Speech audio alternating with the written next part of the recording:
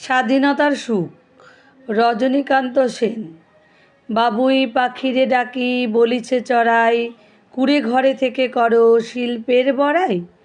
আমি থাকি মহা সুখে অট্টালিকা পরে, তুমি কত কষ্ট পাও রোদ বৃষ্টি ঝড়ে। বাবুই হাসিয়া কহে সন্দেহ কি তাই, কষ্ট পাই তবু থাকি নিজেরও বাসায়। পাকা হোক তবু ভাই পরেরও বাসা, নিজে হাতে গড়া মোর কাঁচা ঘর খাসা। এবার পড়বো হচ্ছে রজনীকান্ত সেনের জীবনী। কী আছে? 1865 সালে 26শে জুলাই পাবনা জেলার সিরাজগঞ্জের ভাঙাবাড়ি গ্রামে জন্মগ্রহণ করেন। তিনি কান্তকবি নামে পরিচিত। তার বাবার নাম গুরুপ্রসাদ সেন, মায়ের নাম মনোমোহিনী দেবী। রাজশাহীতে প্রাথমিক শিক্ষালাভের পর কোচবিহারের জেনকিস স্কুল থেকে এন্ট্রান্স ও রাজশাহী কলেজ থেকে এফএ, কলকাতার সিটি কলেজ থেকে বিএ পাশ করেন। তার লেখা কবিতা ও গানের বিষয়বস্তু ছিল মূলত দেশপ্রীতি ও ঈশ্বরভক্তি।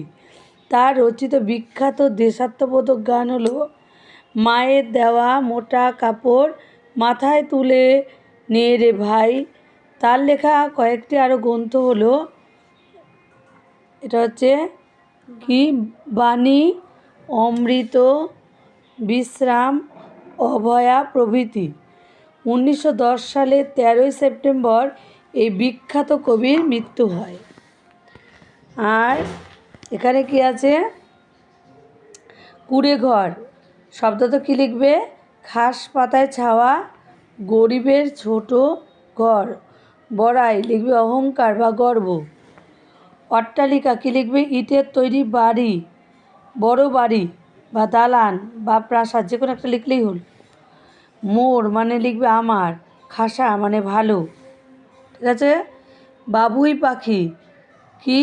গ্রাম্য বাংলার একটি সুপরিচিত পাখি বাবুই পাখি। এরা দল বেঁধে বাস করে। ধূসর রঙের ছোট্ট এই পাখি তাল, নারকেল বা খেজুর গাছে সারি দিয়ে বাসা তৈরি করে। বাসাগুলি গাছ থেকে ঝুলতে থাকে। খুব সুন্দর, জানো তো এই গাছের ইসেগুলো, বাবুই পাখির যে বাসাটা। এরা সারাদিন নিজেদের মতো চেঁচামেচি করে। এরা এত সুন্দর বাসা তৈরি করে যে